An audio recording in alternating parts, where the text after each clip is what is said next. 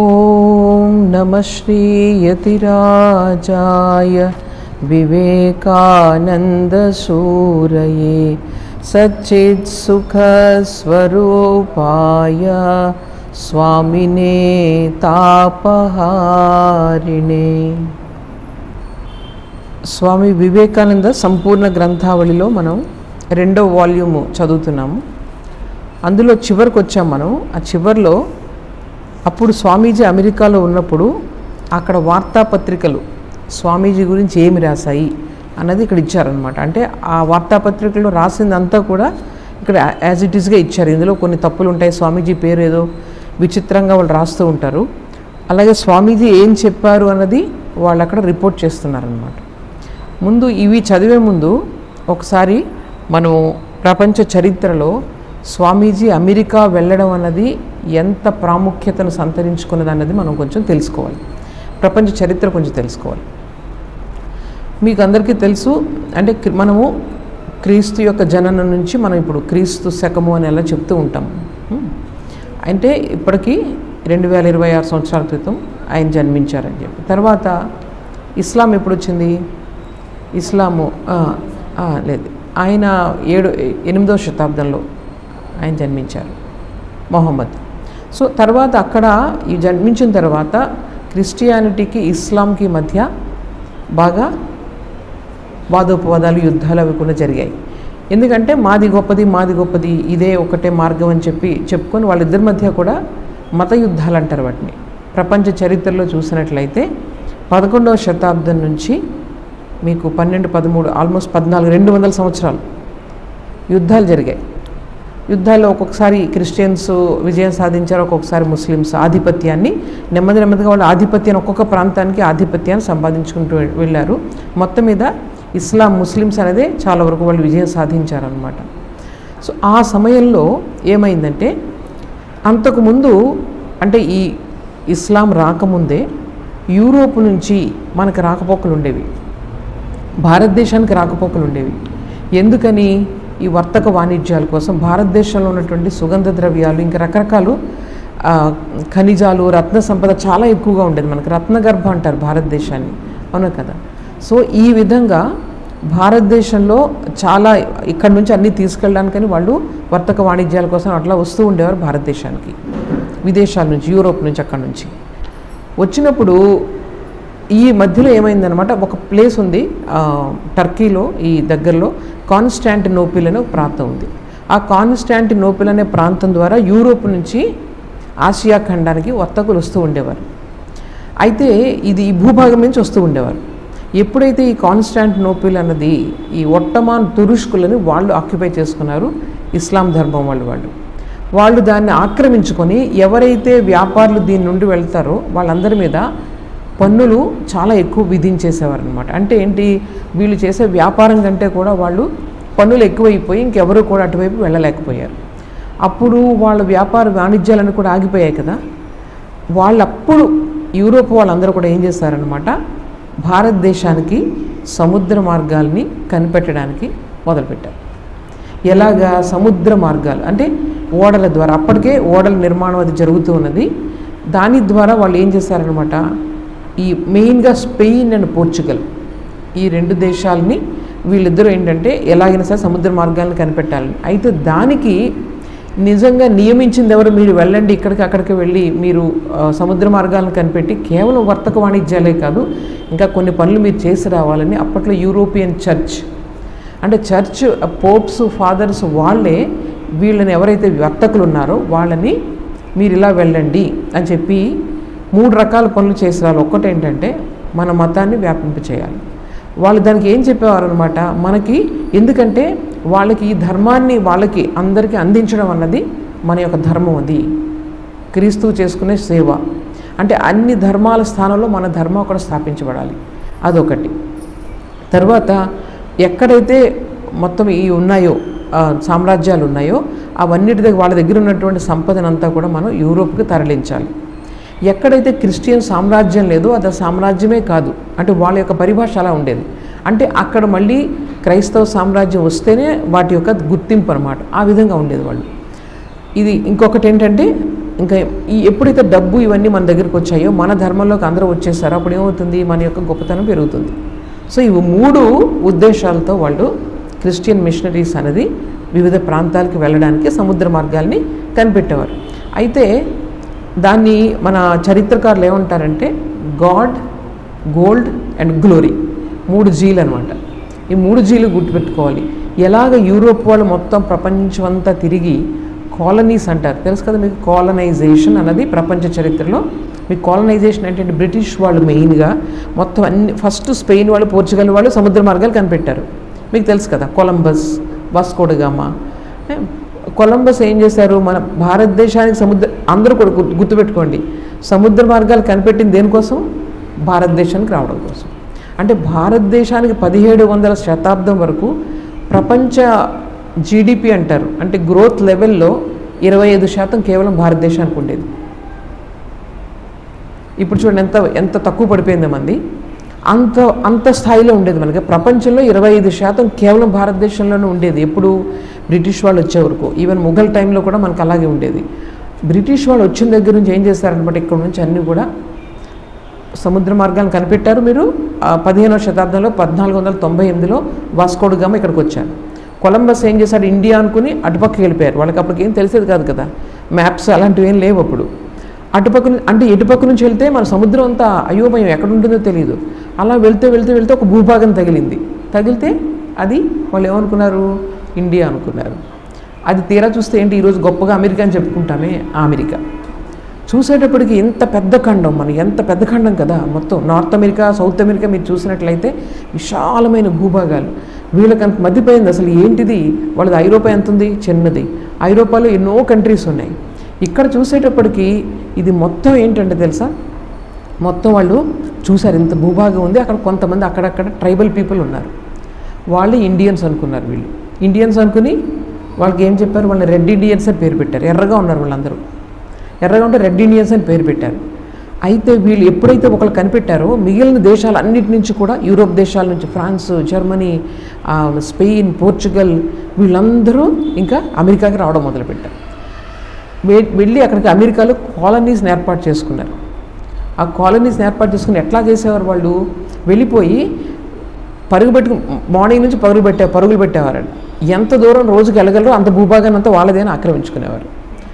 అక్కడ ఉన్నటువంటి red Indians అందరినీ కూడా వాళ్ళు ఎదురుతేది వాళ్ళని చంపేసేవారు. ఎంతమందిని రెడ్ ఇండియన్స్, ఇప్పుడు ఎవరు లేరు వాళ్ళు అసలు. మొత్తం అందరినీ చంపి వాళ్ళు అక్కడ ఇప్పుడు గొప్పలు అమెరికా అని చెప్పుకుంటారా, ఇటువంటి చరిత్ర అన్నమాట అది. మొత్తం అందరినీ ఆక్యుపై చేసేసుకుని ఇప్పుడు మీరు చూస్తే అమెరికాలో, అందుకనే వాళ్ళు ఏంటి, అన్ని రకాల దేశాలు వచ్చి అక్కడ కాలనీస్ ఏర్పాటు చేసుకున్నాయి. అందుకే యునైటెడ్ స్టేట్స్ ఆఫ్ అమెరికా అంటారు. అంటే వాళ్ళందరూ కలిసి ఒక దేశం కింద వాళ్ళు ఏర్పడ్డారు. యాక్చువల్గా ఎవరు వాళ్ళు, యూరోప్ నుంచి వచ్చిన వాళ్ళు. అందులో వాళ్ళ యొక్క పూర్వీకులు మీరు చూసినట్లయితే అందరూ కొంతమంది ఫ్రాన్స్లో ఉంటారు, కొంతమంది జర్మనీలో ఉంటారు, అమెరికాలో ఉండే వాళ్ళ పూర్వీకులు అందరూ కూడా అట్లాగా ఉంటారనమాట. సో ఈ విధంగా చేసి కొన్ని వేల ఎకరాలు ఒక్కొక్క దేశం ఆక్యుపై చేసుకుని అక్కడ కాలనీస్ ఏర్పాటు చేసుకున్నారు. వీళ్ళని రెడ్ ఇండియన్స్ని చంపి. సరే, ఇప్పుడు అంత భూభాగాన్ని వాళ్ళు సాగు చేసుకోవాలి, వ్యవసాయం చేయాలంటే వాళ్ళకి ఏం కావాలి, మనుషులు కావాలి. దానికోసం ఏం చేశారు, ఈ వాస్కో డ గామా ఏం చేశారు, అమెరికా నుంచి కాకుండా అటు నుంచి ఇలా కిందకి దిగేసరికి అక్కడ ఆఫ్రికా ఖండం వచ్చింది. ఆఫ్రికా ఖండం ఎండింగ్లో గుడ్ హోప్ అంటారు దాన్ని, గుడ్ హోప్ అనే ఒక ప్లేస్ ఉంది. అక్కడికి వచ్చేటప్పటికి చరిత్రలో ఏం రాసి ఉందంటే, మన ఇండియన్స్ అప్పటికే ఓడల్లో, మీకు ఆఫ్రికా ఖండానికి కూడా మన వాణిజ్యాలు జరుగుతూ ఉన్నాయంట. మన వాళ్ళు ఎంత గొప్పవాళ్ళు అంటే, ఉదాహరణ అంటే చూడండి, ఎప్పుడైతే వాళ్ళు అనుకున్నారో యూరోపియన్స్ వస్తున్నారు మన భారతదేశానికి వస్తున్నారంటే, ఈ వాస్కో డ గామా ఓడనట మన వాళ్ళు 4-5 ఓడలు రక్షిస్తూ తీసుకొని కేరళకి తీసుకొచ్చారు ఆయన. అంటే మనకు అతిథులకే భావించి తీసుకొచ్చారనమాట. అలా తీసుకొచ్చి ఫస్ట్ కేరళలో వాళ్ళు ఎంటర్ అయిన నుంచి మొదలైంది మనకి. ఇంకా అక్కడి నుంచి మీకు బ్రిటిష్ వాళ్ళు, తర్వాత డచ్ వాళ్ళు, మొత్తం అన్ని రకాలు మన దేశంలో 4-5 జాతులు రావడం మొదలుపెట్టాయి ఓడలు పెట్టుకొని. వాళ్ళు చూసేటప్పటికి వాళ్ళు ఇంగ్లీష్ మాట్లాడుతూ ఉండేవారు. వాళ్ళని చూసే దొరలు అని చెప్పి చూసి ఇంక మన వాళ్ళు ఇంకా ఆస్థానంలోకి పిలిచి వాళ్ళని, మన రాజులు పిలిచి వాళ్ళకి ఎంతో మర్యాదలు ఇచ్చి అలా ఇలా చెప్తే నెమ్మదిగా వర్తక వాణిజ్యాలు ఒక్కొక్క పాదం వేసుకుంటే నెమ్మదిగా ఆక్యుపై చేసి ఇక్కడ మొత్తం సైకాలజీ అంతా చూసుకొని ఇంత పెద్ద దేశము, చూసేటప్పటికి వాళ్ళకి ఎక్కడ చూసినా మణులు మాణిక్యాలు అసలు సస్యశ్యామలంగా ఉండేదట ఎక్కడ చూసినా. వాళ్ళకి అసలు కరువు అంటే ఏంటో తెలియదు భారతదేశంలో. అలా అంతటి మనది రత్నగర్భ. తర్వాత ఎవరు ఒక్క మనిషి కూడా ఎక్కడ అబద్ధం ఆడేవాడు కాదట అసలు. ఎక్కడ చూసినా వాళ్ళు నిజాయితీ ఇవన్నీ చూశారు వాళ్ళు. చూసి ఆశ్చర్యపోయి ఇదంతా చాలా గొప్ప ఇది ఉంది, వీళ్ళని మన దగ్గర పెట్టుకుంటే, మన చేతుల్లో పెట్టుకుంటే అంతే, ఇంక మనకి ఇంక చూసుకోక్కర్లేదు, మనకు బానిసలుగా పెట్టుకుందో చాలా అమాయకుల్లో కనిపిస్తున్నారు వీళ్ళు అని చెప్పి నెమ్మదిగా ఆక్యుపై చేసి ఏం చేశారు, ఈస్ట్ ఇండియా కంపెనీ అని కంపెనీ మొదలుపెట్టింది. ఈస్ట్ ఇండియా కంపెనీ కొన్ని వేల మంది వాళ్ళు వచ్చి ఉంటారు, మహా వస్తే కొన్ని కోట్ల మంది, అప్పటికి 30 కోట్ల ఎంతమంది ఉండేవారు మన జనాభా. మనది నెమ్మదిగా భారతదేశాన్ని వాళ్ళు ఆక్యుపై చేసి రాజ్యాల్లో కల్పించుకొని ఈ రాజుకి దెబ్బలాటలు పెట్టేసి రకరకాలుగా అనమాట. ఇంకా ఝాన్సీ లక్ష్మీబాయి వీళ్ళందరూ తెలుసు కదా, వాళ్ళు సొంత అంటే వాళ్ళు నెమ్మదిగా వీళ్ళకి చట్టం చేయడం మొదలుపెట్టారు. ఎందుకంటే ఇక్కడ ఒక చట్టం లేదు, ఏం లేదు, హాయిగా ఉన్నారు, ఏ చట్టము లేదు, మనం హాయిగా ఉన్నాం ఇక్కడ. మన దేశము ఇది మిలిటరీ ఇలాంటివి ఏమీ లేవు, కానీ భారతదేశం అంతా కూడా ఐక్యంగా ఉంది. మనకి చూడండి, ఇక్కడ నుంచి సౌత్ ఇండియా నుంచి నార్త్ వెళ్ళేవారు, నార్త్ నుంచి సౌత్కి వచ్చేవారు. ఎప్పుడు మన భారతదేశం వేరు అన్న భావం మనకి ఎప్పుడు రాలేదు. వీళ్ళు ఏం చేశారు, వీళ్ళకి ఒక చట్టము లేదు, ఏమీ లేదని చెప్పి నెమ్మదిగా అందరినీ వీళ్ళు ఆక్యుపై చేసి వాళ్ళు చట్టాలు చేయడం మొదలుపెట్టారు. మన కోసం చట్టాలు చేసేవారు వాళ్ళు. చట్టాలు చేసి వాళ్ళ యొక్క అధీనంలోకి తెచ్చుకొని చూడండి ఎట్లాగంటే, ఏ రాజ్యానికైతే వారసుడు లేడు వాళ్ళు బ్రిటిష్ సామ్రాజ్యంలో కలిసిపోవాలి. ఇలాంటి చట్టాలతో, అందుకే రాణి లక్ష్మీబాయి ఆవిడ వ్యతిరేకించి యుద్ధం చేసింది ఆవిడ. ఇలా ఎన్నో రకాల దుర్మార్గాలు చేసి మన భారతదేశాన్ని నెమ్మదిగా వాళ్ళు ఉక్కుపాదం పెట్టడం మొదలుపెట్టారు. అప్పటికి ఇక్కడ ఎవరున్నారు, ఇక్కడ ముస్లిమ్స్ ఉన్నారు, తెలుసు కదా మీకు, మొఘల్స్ ఉన్నారు.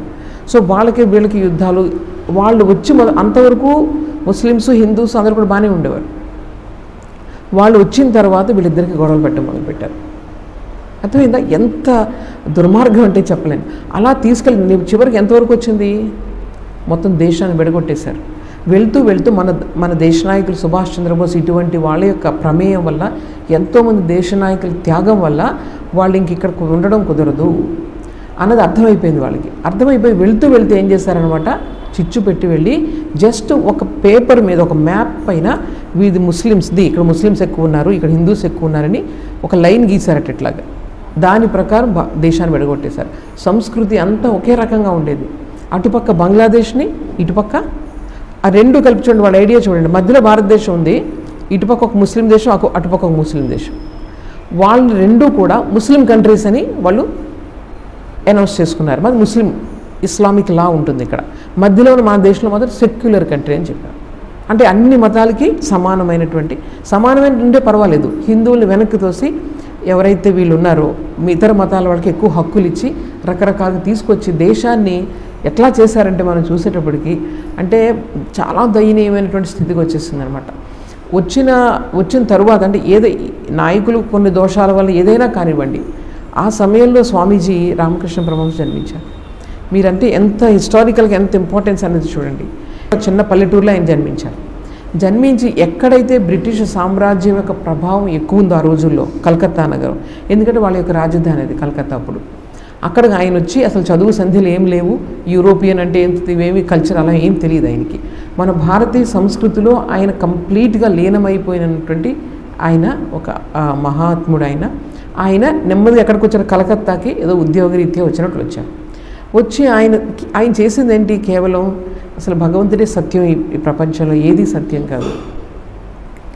యూరోపియన్ కంట్రీస్, ఆ కంట్రీస్ అని మిగిలిన కంట్రీస్ ఏం చేస్తున్నాయి, ధనమే సత్యం, అందరినీ దోచుకున్నా సరే నువ్వు పైకి వచ్చి, అబద్ధాలు ఆడాను నువ్వు పైకి వచ్చి అందరినీ ఆక్రమించుకో, ఇది వాళ్ళ సిద్ధాంతం. మన సిద్ధాంతం ఏ రోజు మీరు చూడండి, భారతదేశం ఎప్పుడూ ఎవరిని ఆక్రమించలేదు ఇంతవరకు చరిత్రలో. వేరే దేశానికి వెళ్ళి అసలు ఆ ఆలోచనే లేదు మనకి. ఎవరైనా వస్తే విద్యాదానం చేసేవాళ్ళం, మనం ఎక్కడికైనా వెళ్తే విద్యాదానం చేసేవాళ్ళం, అతిథులను గౌరవించేవాళ్ళం. అంటే వ్యక్తిగతంగా మనం ముందుకు వెళ్ళాలి అన్నదే మన ధ్యేయం తప్ప ఎప్పుడు వేరే వాళ్ళని ఆక్రమించుకుందాం, సర్వే జన సుఖినో భవంతు అనేది మనది. కానీ వాళ్ళు మన యొక్క మంచితనాన్ని ఆసరగా తీసుకొని ఇంత గొప్ప దానిని వాళ్ళు ఎన్ని రకాలుగా, అటుపక్క నుంచి ఇస్లాం, ఇటుపక్క నుంచి క్రిస్టియానిటీ, ఇలా వచ్చినప్పటికీ ఆశ్చర్యం ఏంటంటే ఎన్నో రకాలుగా ప్రయత్నం చేశారంటే వాళ్ళు. ఈవెన్ క్రిస్టియన్స్ అందరూ కూడా చూడండి భారతీయ సాంప్రదాయాలన్నింటినీ తీసుకొని ఈ విధంగానే ప్రచారం చేస్తూ ఉంటారు. ఇన్ని చేసినా ఈ రోజుకి వాళ్ళు కంప్లీట్గా మార్చలేకపోయారు. ఎక్కడుంది ఆ శక్తి అంతా చెప్పండి? ఆధ్యాత్మికతలో ఉంది. ఎందుకంటే మన గుళ్ళు గోపురాలు పగలగొట్టారు, మనుషులు మన ఆచారాల నుంచి. ఇప్పుడు క్రిస్టియానిటీ తీసుకుంటే మొత్తం ఆచారాల నుంచి బయటకు వచ్చేయడం ఏంటి? అసలు వీళ్ళకి ఏం సంబంధం లేనట్టుగా వాళ్ళని మొత్తం వేరు చేసేసి సమాజం నుంచి ఈరోజు చేస్తున్నారు. అది ఎందుకది అంటే మనకు అర్థం కాదు. ఏదో రకరకాల మభ్యపెట్టి మన సంస్కృతి నుంచి విడదీయడం అనమాట. ఈ విధంగా చేసి పోనీ ఆ సంస్కృతి నుంచి లేకపోతుంటే ఏం చేశారు? ఈ యొక్క పూజలు తంత్రాలన్నింటినీ మళ్ళీ వాళ్ళ దాంట్లోకి పెట్టి మొత్తం ఈ దేవతలన్నీ తీసేసి వాళ్ళకు ఉండే దేవతలు పెట్టి ఇలా రకరకాలుగా వాళ్ళ ప్రాణం పోయేలాగా కోట్లు డాలర్లు భారతదేశంలో వెచ్చించి ఇప్పటికీ చేస్తూ ఉన్నారు. కానీ కంప్లీట్గా నాశనం చేయగలిగారా? ఇక్కడ శక్తి అనేది ఎక్కడుందంటే ఎక్కడో గుళ్ళు గోపురాల్లోనూ అవతార పురుషుల్లో కూడా లేదు. మన శక్తి అంతా కూడా మనం ఇచ్చినటువంటి విలువ దేనికి ఇచ్చాము? ఆధ్యాత్మికతకి ఇచ్చాము. ఆధ్యాత్మికత అంటే ఈ ప్రపంచానికి సంబంధించింది కాదు. ఈరోజు ఈ గుడి పగిలిపోవచ్చు, పగలగొట్టచ్చు, కానీ ఇక్కడ ఉన్నటువంటి వైబ్రేషన్స్ ఎక్కడ పోతాయి? శక్తి అనేది పోదు. ఎక్కడైతే మనం ఆ భగవంతుని ప్రార్థిస్తామో అన్నిటినీ ప్రపంచాన్ని మర్చిపోయి అక్కడ చాలా బలీయమైన శక్తి ఉంటుందన్నమాట. అందుకే మన యొక్క గుళ్ళు ఇవన్నీ కూడా ఒక శక్తి కేంద్రాలు. అవి ఎక్కడ చూసినా మీకు అంటే జాగ్రఫికల్గా మన గుళ్ళు అవి చూస్తే అక్కడ చాలా డీప్గా మనిషిని చాలా లోతుగా అధ్యయనం చేశారు మన వాళ్ళు. చాలా లోతుగా. వీళ్ళు ఎవరికి తెలియదు, అసలు వాళ్ళకి అర్థం కూడా కాదు నిజంగా చెప్పాలంటే. అంత లోతుగా అధ్యయనం చేశారు. మనం ఒప్పుకుంటాం జీసస్ క్రైస్ట్ మహాత్ముడు అని చెప్పి, కానీ అటువంటి జీసస్ క్రైస్ట్ లాంటి వాళ్ళు భారతదేశంలో ఎంతమంది ఉన్నారు? అదొక్కటే తేడా. అంటే మహాత్ములను మనం గుర్తిస్తాం ఎప్పుడు కూడా, కానీ అటువంటి మహాత్ములు భారతదేశంలో ఎంతోమంది ఉన్నారు. ఎందుకంటే మనం ఎప్పుడు కూడా ఆదర్శానికి మనం ఇంపార్టెన్స్ ఇస్తాం. అటువంటి వ్యక్తులు ఎంతోమంది వస్తారు. ఇంకొక విషయం ఏంటి, మనందరం కూడా అటువంటి ఆదర్శాన్ని చేరుకోగలం అని ప్రతి వాళ్ళకి మనం పాపులం ఇవన్నీ ఆ మాటలు రావు అసలు. మనకి అందరిలోని భగవంతుని శక్తి ఉంది. వాళ్ళు అందరూ కూడా మీరందరూ కూడా భగవంతుల్లా మారగలరు అనేటువంటి సిద్ధాంతం మనది. సో ఈ విధంగా స్వామీజీ ఏంటంటే ఇది చదివారు. ఒక పక్క నుంచి రామకృష్ణ పరమహంసని చూస్తున్నారు, ఇంకొక పక్క నుంచి చిన్నప్పటి నుంచి ఆయన కనుక అనుభూతులు సమాధి అవస్థ చూస్తున్నారు స్వామీజీ. కావాలంటే 24 గంటలు ఆయన సమాధిలో ఉండిపోగలరు, అంతటి శక్తివంతులైన. కానీ ఆయన ఒక అవతార కార్యం శ్రీరామకృష్ణులకు అర్థమైంది. అంటే ఈయనకి ఏం తెలియదు అసలు, ఈ విదేశీయులు యూరోప్ వాళ్ళు ఏం తెలియదు పాపం ఆయనకి. కానీ ఏంటంటే ఆయనకు ఉన్నది ఒక్కటే ఏంటంటే భగవంతుడు తప్ప ఇంకేం తెలియదు ఆయనకి. సో ఆయనకు అర్థమైంది ఏంటంటే ఇప్పుడు అవసరం ఉంది ఇటువంటి కార్యం చేయాల్సిందని చెప్పి ఆయన ముందుగానే తెలుసు స్వామీజీ పుడతారని. ఆ స్వామీజీ పుట్టినరోజు ఆయనకు ఒక కాంతిపుంజాన్ని చూశారు. ఇవంతా కూడా దైవ కార్యాలు అనమాట. స్వామీజీ జన్మించిన తర్వాత ఎప్పుడు వస్తాడని ఎదురు చూస్తున్నారు. మొట్టమొదటి స్వామీజీని చూసినప్పుడు మీకు తెలుసు ఆ స్వామీజీ ఏంటి, నాకు భగవంతుడు అంటే ఏంటో నాకు కావాలి, అది ఇంకా ఆయనకి ఇంకేం తెలియదు. అలా అడుగుతూ ఎంతోమందిని అడిగారు గొప్ప గొప్ప వాళ్ళని, ఎవరు సమాధానం చెప్పలేకపోయి ఇక్కడ ఈయన మాత్రం కరెక్ట్గా సమాధానం చెప్పారు. ఇంకా నెమ్మదిగా ఆయన దగ్గరికి ప్రభావంలోకి ఈయన వస్తున్నారు కదా. వస్తుంటే ఈయన కోరిక ఏంటి, ఎప్పుడు కూడా భగవంతుల్లో మునిగిపోవాలి, కళ్ళు మూసుకుంటే భగవంతుని దర్శించాలి, ఇది ఆయన కోరిక. సో ఇంతలాగా ఆయన అడుగుతున్నారు. ఒక పక్క నుంచి ఈయన ఏంటి, ఆయన మాయలో పెట్టని చెప్పి ఈయన ప్రార్థిస్తున్నారు. ఆ మాయలో ఉండకపోతే ప్రపంచంకి ఎవరు చేస్తారు అన్నది శ్రీరామకృష్ణులు ట్రై. ఈ విధంగా చేస్తూ పాప ఆయన ఎంతో ప్రయత్నించారు. హిమాలయాలకు వెళ్ళిపోయి తపస్సు చేసుకుని ఎక్కడో అల్మోరా సమాధిలోకి వెళ్ళిపోయి, కానీ ఏదో ఒకటి పరిస్థితి ఆయనకి మాయ అన్నది మాయ అంటే ఆయనకి ఎట్లాంటి మాయ అంటే ఈ మొత్తం ప్రపంచంలో మనుషులందరూ కూడా దుఃఖపడుతున్నారు అజ్ఞానంతో. అటువంటి మాయ వాళ్ళ మీద ఆ ప్రేమతో ఆయన మళ్ళీ బయటికి రావాల్సి వచ్చింది. సో అందుకనే కాళికామాతను ఎప్పుడు ప్రార్థించేవారు, నరేంద్రుడిని మాయలో పెట్టు అని చెప్పి పాపం నిజంగానే ఆయన వచ్చారు. చూడండి ఇప్పుడు ఆయన వచ్చి శ్రీరామకృష్ణులు పరమపదించిన తర్వాత ఆయన చేసింది ఏంటి, ఫస్ట్ అందరినీ వదిలేసి మొత్తం భారతదేశం తిరిగి ఒక పక్క నుంచి ఈ భారతదేశ వైభవం ఆయనకి తెలుసు. ఏకసంతాగ్రహి, ఆయనకి తెలియని విషయం లేదు. ఇంతటి వైభవం ఆయనకి ఎన్నో దర్శనాలు జరిగేవి. ఎప్పుడు కొన్ని వేల సంవత్సరాల క్రితం అక్కడ సరస్వతి నదీ తీరంలో, ఇప్పుడు లేదు సరస్వతి నదీ తీరం గర్భితం అయిపోయింది భూగర్భంలో. ఆ సరస్వతి నదీ తీరంలో వైదిక ఋషులు వాళ్ళందరూ కూడా వైదిక మంత్రాలు చదవడం, ఇవన్నీ కూడా స్వామీజీకి విజన్స్ వస్తూ ఉండేవి, చాలా క్లియర్ విజన్స్ అనమాట. అక్కడ నుంచే కొన్ని చాంటింగ్స్ అవన్నీ కూడా ఆయన గ్రహించి ఆ విజన్స్ నుంచి ఆయన చాంటింగ్స్ అవి చేస్తూ ఉండేవారట. సో ఆ విధంగా అన్నీ చూసారు. ఈ దేశ వైభవం అంతా ఆయనకి మొత్తం అంతకుముందు ఎలా ఉంది, ఇప్పుడు ఎలా ఉంది, ఇవన్నీ కూడా కళ్ళ ముందు కట్టినట్టు కనిపించాయి అన్నమాట. ఎందుకు ఈ దేశం దుస్థితి ఎలా కలిగిందని భారతదేశం మొత్తం తిరిగారు, హిమాలయాల నుంచి మొత్తం మొదలుపెట్టి. అందరి ఇంట్లో, రాజుల ఇంట్లో ఉన్నారు, చిన్న గుడిసెల్లో ఉన్నారు, అన్నిట్లో ఉన్నారు. అయితే ఈ లోపల ఆధ్యాత్మికత ఎక్కడికి పోలేదు. కానీ ఇది ఎందుకు జరిగిందని చెప్పి మొత్తం అంతా ఆయనకు అర్థమైంది. విదేశీయులు ఇది ఫస్ట్ చేయాల్సింది ఏంటంటే నా దేశాన్ని ఫస్ట్ పునరుద్ధరించాలి, అలాగే ఈ విదేశీ పాలన నుంచి మనం బయటపడాలి, లేకపోతే మనకు సుగతి అన్నది లేదు అని చెప్పి ఆయన చేయగలరా? ఆయన ఏం చేశారు? ఎంతోమందిని ప్రేరేపించారు. స్వామి వివేకానంద ప్రభావం లేని దేశ నాయకులు లేరు ఆదర్శులు. ఆయన డైరెక్ట్గా ఎందులోనూ ఇన్వాల్వ్ లేరు, కానీ భారతదేశం యొక్క గొప్పతనాన్ని వీళ్ళందరూ ఏం చేసేవారు? మీ దేశానికి ఏమీ లేదు, మీకు హిందూ మతం ఇది, మన మీద మనకే అసహ్యం కలిగేలాగా ప్రచారం చేశారు. ఇలా చేసి ఏమైందంటే మన మీద మనకే నమ్మకం లేకుండా హిప్నాటిజంలోకి వెళ్ళిపోయింది మన జాతి అంతా కూడా. స్వామీజీ ఆ టైంలో వచ్చి ఆయన చేసింది ఒక్కటే అనమాట, మన యొక్క గొప్పతనం ఎక్కడుంది ఏమిటి అన్నది నలుగురికి చెప్పేవారు. ఆ పుస్తకాలు తీసుకుని దేశ నాయకులు విప్లవ నాయకులు అందరూ కూడా జైల్లో పట్టుకొని స్వామీజీ ఉపన్యాసాలు చదివేవారు. వాళ్ళు చదివి వాళ్ళకి శక్తి వచ్చేదన్నమాట. మెయిన్ అక్కడి నుంచే వచ్చింది మీకు అంతా కూడా.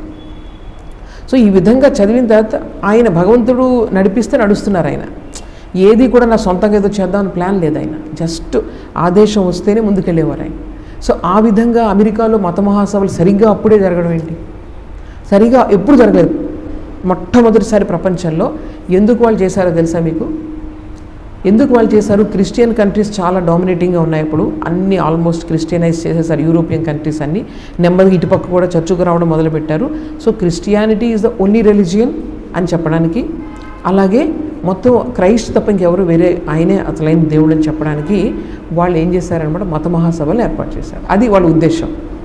ఒకసారి ఆలోచించండి, వాళ్ళ ఉద్దేశమే అది.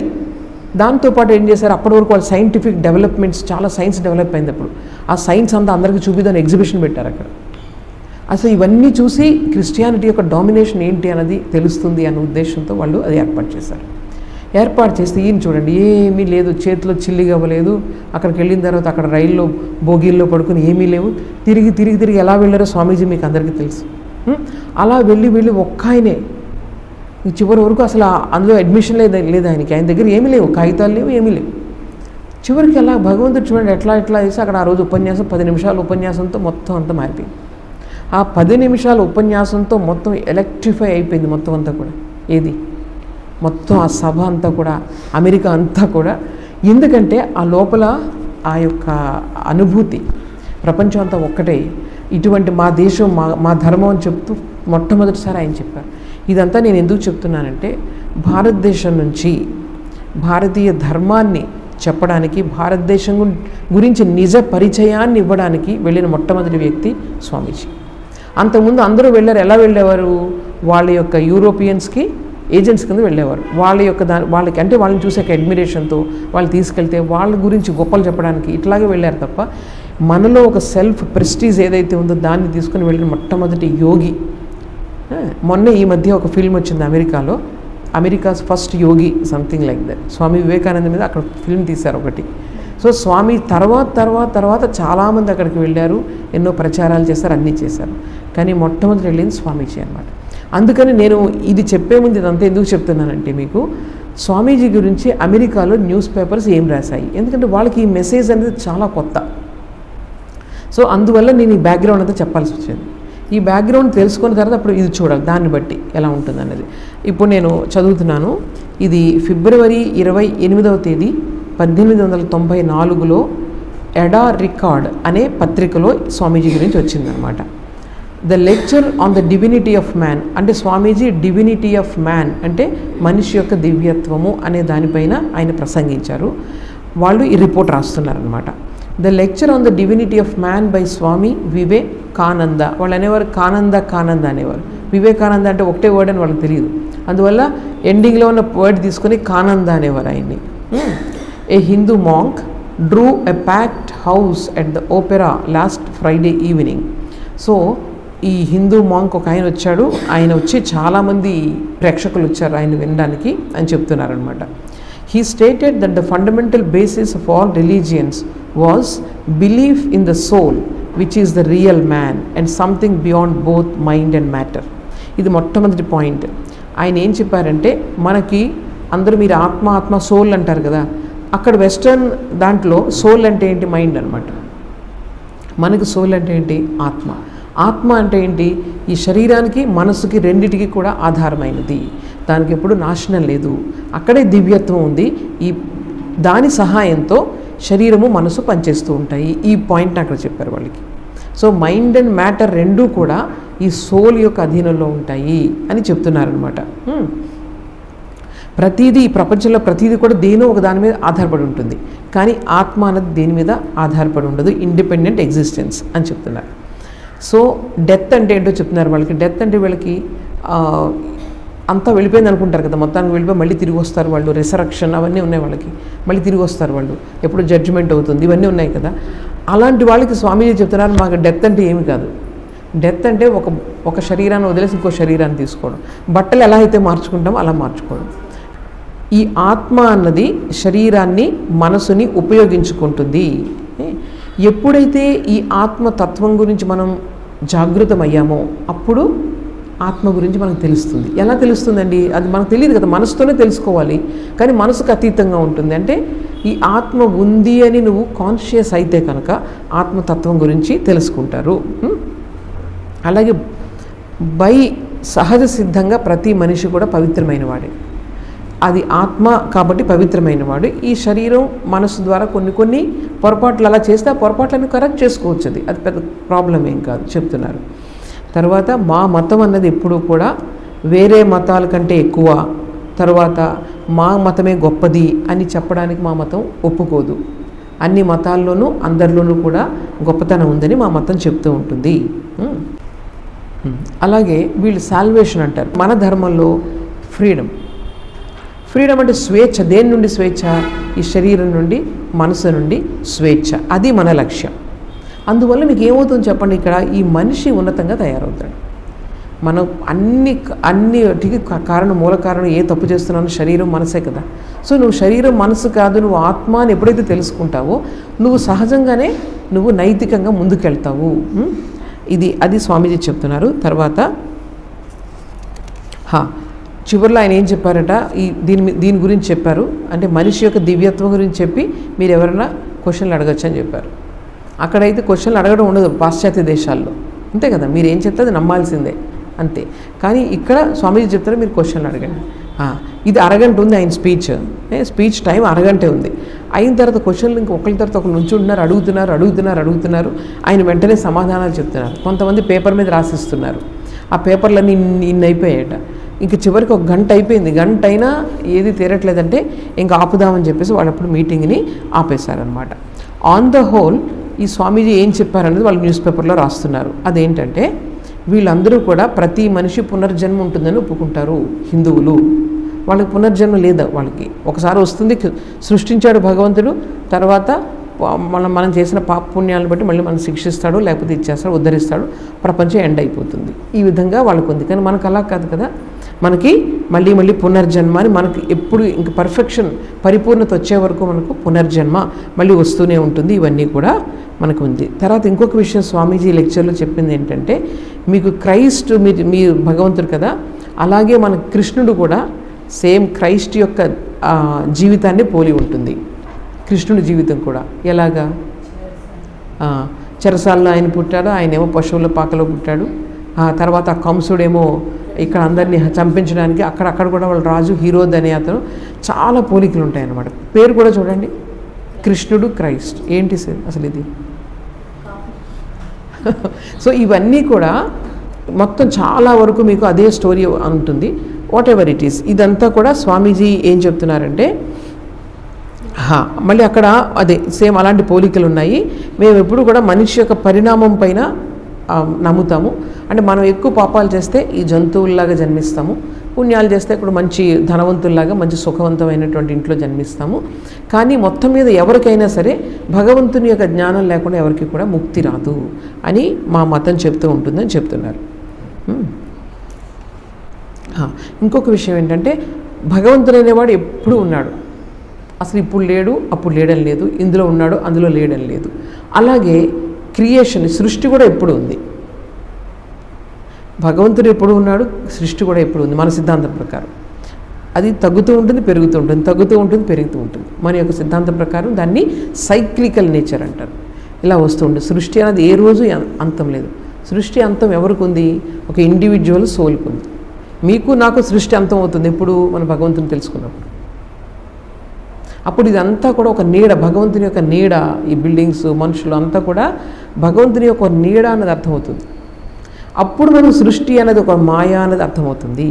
ప్రతి మనిషికి వ్యక్తిగతంగా సృష్టి అంతమవుతుంది, కానీ ఆన్ ద హోల్ సృష్టి అన్నది అంతమవ్వదు. సృష్టి ఎప్పుడూ ఉంటుంది, అవి రెండు కూడా. అందుకే మనం ఎలా చేస్తాం, మన యొక్క ధర్మంలో శివశక్తి ఎప్పుడు చూసినా మనం ఏం చేస్తాం, శక్తి ఉంటుంది. శక్తి అంటే సృష్టి అనమాట, అంతకన్నా ఏం లేదు. భగవంతుని యొక్క శక్తి సృష్టి, దాన్ని మనము దేవత కింద ఆరాధిస్తూ ఉంటాం, రకరకాల దేవతల కింద ఆరాధిస్తూ ఉంటాం. సో ఇదంతా కూడా రెండు కూడా ప్యారలల్గా వెళ్తూ ఉంటాయి. సో మన ధర్మంలో ఏం చెప్తుంది, ఈ ప్రపంచానికి, తర్వాత భగవంతుడికి, మనకు జీవాత్మకు ఉండేటువంటి సంబంధాన్ని చెప్తూ ఉంటుంది. ఆ సంబంధాన్ని ఒక్కొక్క ధర్మం, అద్వైతం ఒక రకంగా చెప్తుంది, విశిష్టాద్వైతం ఒక రకంగా చెప్తుంది, ద్వైతం ఒక రకంగా చెప్తుంది, అంతే తేడా. కానీ మూలంగా మొత్తం మీకు మౌలికంగా చెప్పాలంటే భగవంతుడు, ఈశ్వరుడు, జీవుడు, జగత్, ఈ మూడింటికి ఉన్నటువంటి సంబంధాన్ని మన భారతదేశంలో అన్ని ధర్మాలు కూడా తెలియజేస్తాయి అన్నమాట.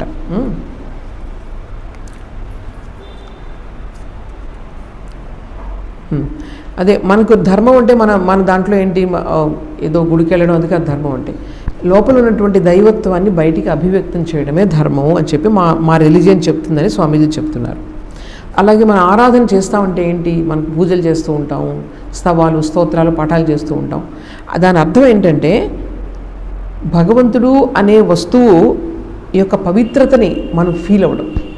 పూజ చేస్తున్నామంటే ఆ భగవంతునితో ఆ టచ్లోకి రావాలి మనం, అది ఫీల్ అవ్వడమే మనం ఆరాధన అని చెప్పేది. అంతేకాని కూర్చొని ఏదో మొక్కుబడికి ఏదో వెళ్ళి అక్కడ ఏదో వెళ్ళాలి కాబట్టి వెళ్ళాం, అది కాదనమాట. భగవంతుని యొక్క ఆ పవిత్రతను మనం లోపల అనేది ఫీల్ అవ్వాలి. అలాగే మా రిలీజియన్ ఎప్పుడు కూడా అందరినీ మార్చేయాలి మిషనరీలాగా అని ఎప్పుడు కూడా మా రిలీజియన్ ఎప్పుడు కూడా చెయ్యదు.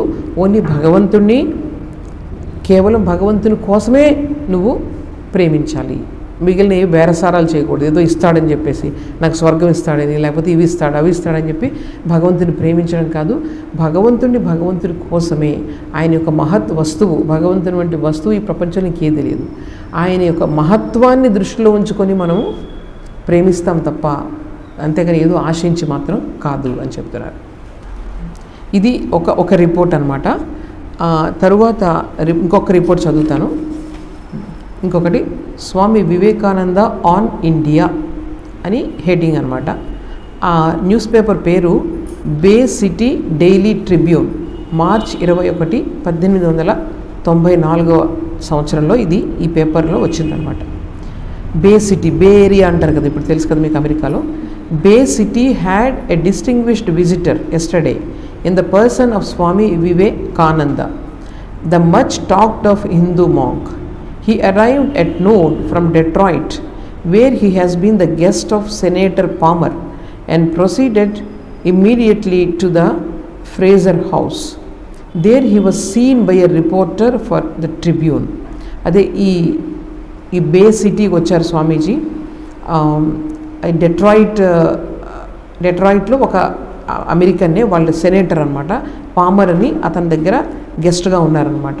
సరే, ఈయన ఎప్పుడైతే ఇక్కడ ప్రసంగం చేయడానికి వచ్చారో ఒక పత్రిక నుంచి, ద ట్రిబ్యూన్ అనే పత్రిక నుంచి ఒక ఆయన రిపోర్టర్ వచ్చాడు ఈయనతో మాట్లాడడానికి. Kananda spoke entertainingly of his country and his impressions of this country. ఆయన చాలా అనర్గళంగా మాట్లాడారు ఆయన యొక్క దేశం గురించి, అలాగే మన యొక్క దేశం ఎలా ఉంది అన్న దాని గురించి కూడా ఆయన మాట్లాడారు. He came to America via the Pacific and will return via the Atlantic. మన దేశానికి ఆయన పసిఫిక్ మహాసముద్రం నుంచి వచ్చారు, మీకు తెలుసు కదా. వెనక నుంచి ట్రావెల్ చేశారు. అంటే జపాన్, చైనా, ఈ హాంకాంగ్ ఇవన్నీ తిరిగి వెస్టర్న్ అమెరికా వైపుకి వచ్చారనమాట. అక్కడ కెనడా, వాంకోవర్ ఫస్ట్ వెళ్ళేటప్పుడు అలా వెళ్ళారు. వచ్చేటప్పుడు స్వామీజీ చెప్తున్నారు, అటు వెళ్ళారు కదా, ఇప్పుడు ఇటుపక్క అట్లాంటిక్ ఓషన్ నుంచి వెళ్తాను ఇప్పుడు మా కంట్రీకి అని చెప్పారట. అర్థమైందా మీకు? ఇండియా ఇక్కడ ఉంది కదా, ఇండియా ఇక్కడ ఇటుపక్కంతా కూడా వెస్ట్ ఏషియా ఉంది. వెస్ట్ ఏషియా అంటే మొత్తం గల్ఫ్ కంట్రీస్, అరబ్ కంట్రీస్ అన్నీ వస్తాయి. ఇటుపక్కనే సౌత్ ఈస్ట్ ఏషియన్ కంట్రీస్ ఉన్నాయి, చైనా, రష్యా ఇవన్నీ ఉన్నాయి. జపాన్ నుంచి మీకు అక్కడ నుంచి వెస్టర్న్ హెమిస్ఫియర్ స్టార్ట్ అవుతుందన్నమాట. వెస్టర్న్ హెమిస్ఫియర్లో ఏ కంట్రీస్ ఉన్నాయి మీకు? యూరోప్ ఉంది, తర్వాత ఇప్పుడు America, south America, north America ఉన్నాయి. సో అట్నుంచి వచ్చారు స్వామీజీ. ఇప్పుడు ఇటు నుంచి అట్లాంటిక్ క్రాస్ చేసుకొని ఇండియాకి నేను వెళ్తానని వాళ్ళకి చెప్పారనమాట. స్వామీజీ అమెరికా గురించి చెప్తున్నారు. ఇది చాలా గొప్ప దేశమే, బట్ నాకైతే ఇక్కడ ఉండాలని లేదు. ఎందుకంటే మీ అమెరికన్స్ చాలా డబ్బుకి చాలా ఇంపార్టెన్స్ ఇస్తారు, ఎంతసేపు డబ్బు డబ్బు డబ్బు అని చేస్తూ ఉంటారు. సో దానికి అన్నిటికన్నా ఎక్కువ ఇంపార్టెన్స్ ఇస్తారు కాబట్టి నాకు ఇక్కడ ఉండాలని లేదు. ఎక్కడైతే డబ్బుకి ఇంపార్టెన్స్ ఉందో అక్కడ నాకు ఉండాలని లేదు. మీరు ఇక్కడ ప్రజలు చాలా నేర్చుకోవాల్సింది ఉంది ఇంకా అని చెప్తున్నారు వాళ్ళకి. చూడండి, చాలా నేర్చుకోవాల్సింది ఉంది. మీది ఇప్పుడిప్పుడు డెవలప్ అవుతుంది సివిలైజేషన్. మీది కొంచెం ఎప్పుడు కొన్ని సంవత్సరాల తర్వాత ఓల్డ్ సివిలైజేషన్ అయింది అనుకోండి, పాతదైతే అప్పుడు కొంచెం మీకు ఎక్స్పీరియన్స్ వస్తుంది లైఫ్లో. మీది అప్పుడు గొప్ప కంట్రీ కింద తయారవుతుంది, దేనికి ఇంపార్టెన్స్ ఇవ్వాలో మీకు అర్థమవుతుంది అని చెప్తున్నారు స్వామీజీ. చికాగో నాకు నచ్చింది, అలాగే డెట్రాయిట్ కూడా నాకు నచ్చింది అని చెప్తున్నారు. అవి 2 సిటీస్. అలాగే ఎన్ని రోజులు మీరు అమెరికాలో ఉంటారని వాళ్ళు అడిగారు. నాకు తెలీదు, అది ఎప్పుడు వెళ్తాను. అయితే మొత్తం అంతా కూడా అమెరికా అంతా కూడా చూడాలనుంది. అది చూసిన తర్వాత యూరోప్ వెళ్ళాలనుంది నాకు. యూరోప్ కూడా ఒకసారి అంతా కూడా చూడాలనుంది. అలాగే దెన్ అప్పుడు నేను ఆలోచిస్తాను మా వెళ్ళేది అని ఆలోచిస్తాను. అలాగే యూరోప్ కూడా వెళ్ళారు స్వామీజీ. ఆయన వీళ్ళందరూ చెప్తున్నారు, ఆయన వయసు 30 ఏళ్ళప్పుడు. ఆయనేమో కలకత్తాలో పుట్టారు, అక్కడే కాలేజీలో చదువుకున్నారు. ఆయన సన్యాస జీవితం తీసుకున్నారు కాబట్టి మొత్తం అంతా కూడా సంచారం అన్నది ఆయన యొక్క ధర్మం.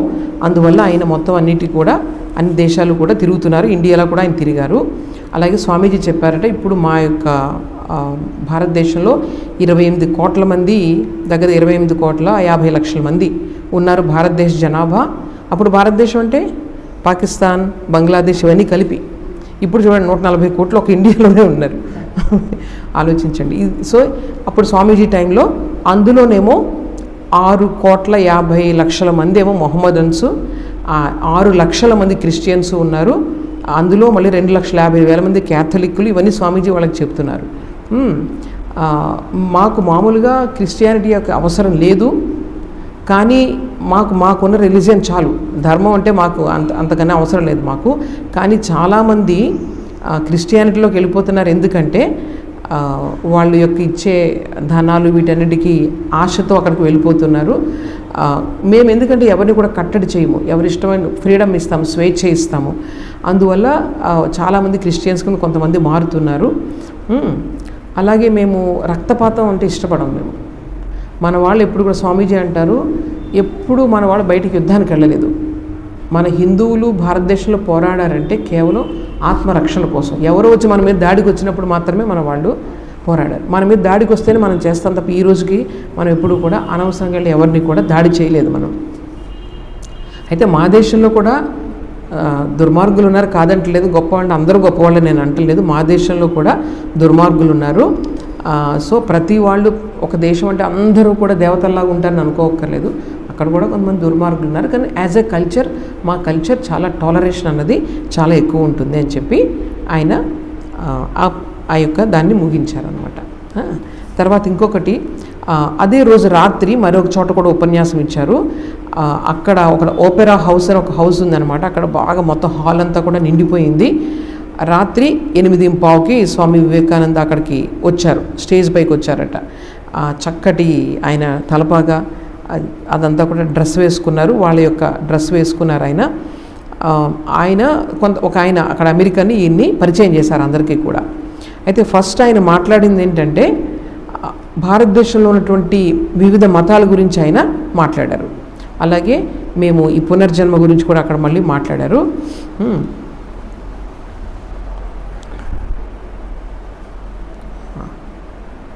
అలాగే మన యొక్క క్రియేషన్ గురించి ఇప్పుడే చెప్పుకున్నాం మనం. మన యొక్క సృష్టి అంటే ఏంటి? వస్తూ పోతూ ఉంటుంది. దాని సృష్టి నుంచి ఎక్కడో లేనిది వచ్చేసి మళ్ళీ ఎక్కడికో వెళ్ళిపోయింది, ఎక్కడికి వెళ్ళిందో అలా ఉండదు. మనకు ఉన్నది వచ్చింది, మళ్ళీ సీడ్ ఫామ్లోకి వెళ్ళిపోతుంది, లయమైనప్పుడు మళ్ళీ సృష్టి జరుగుతూ ఉంటుంది. అందువల్ల సైక్లికల్ నేచర్ ఆఫ్ క్రియేషన్ అని చెప్పేసి చెప్తున్నారనమాట. ఇక్కడ కూడా గాడ్ అండ్ క్రియేషన్, ఎందుకంటే అక్కడ మాట్లాడేది డిఫరెంట్ ఆడియన్స్, ప్రేక్షకులు డిఫరెంట్గా ఉన్నారు కాబట్టి ఆయన ఒకే మాటని అక్కడ వాళ్ళకి మళ్ళీ మళ్ళీ చెప్తూ ఉంటారనమాట. అలాగే క్రియేషన్ అన్నది ఎప్పుడు అంతకుముందు అనాది అంటారు, అందుకే ఆది లేదు అంతము లేదు అది చెప్పారు. తర్వాత భగవంతుడు ఉంటే వీళ్ళందరినీ కూడా పనిష్ చేస్తాడు, భగవంతుడు భయం అనమాట. ఒక తప్పు చేస్తే భగవంతుడు పనిష్ చేస్తాడని చెప్పేసి ఒక భయం ఉంటుంది. అట్లాంటిది మా దాంట్లో లేదు. ఆయన ఏం చెప్తున్నారంటే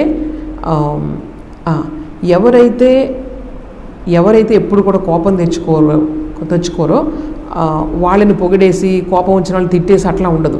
అంటే చిన్న చిన్న తప్పులు చేస్తూ ఉంటాము, కానీ వాటన్నిటినీ దాటుకుంటూ నెమ్మదిగా మనం భగవంతుడు అనే దాంట్లో మనం ఎస్టాబ్లిష్ అవ్వాలి అనేది మన మతం చెప్తూ ఉంటుందని చెప్తున్నారనమాట.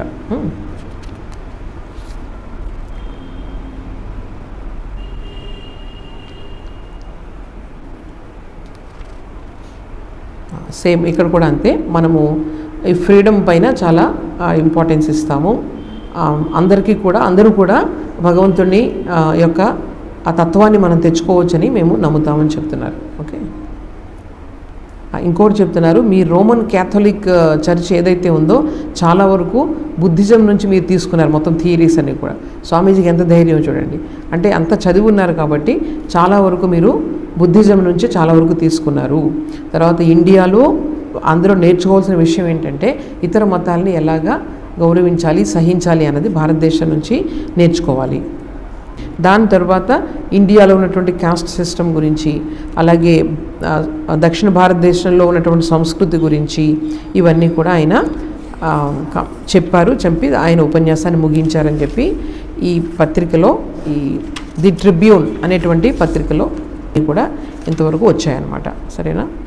నెక్స్ట్ ఇంకా ఇవన్నీ కూడా చాలానే ఉన్నాయి న్యూస్ పేపర్ రిపోర్ట్స్. అవి మళ్ళీ నెక్స్ట్ వీక్ చూద్దాము. ఓకే. ఓం అసతో మా సద్గమయ తమసో మా జ్యోతిర్గమయ మృత్యోర్మా అమృతంగమయ. ఓం శాంతి శాంతి శాంతి. హరి ఓం తత్సత్. శ్రీరామకృష్ణార్పణమస్తు.